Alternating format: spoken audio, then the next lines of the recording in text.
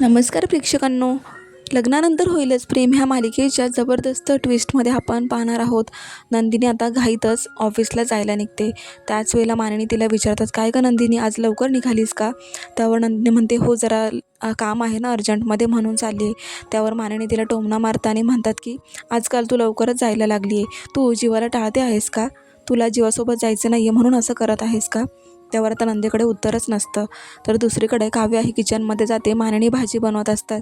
त्याच वेळेला काव्या म्हणते की मी पार्थसाठी खिचडी बनवू का?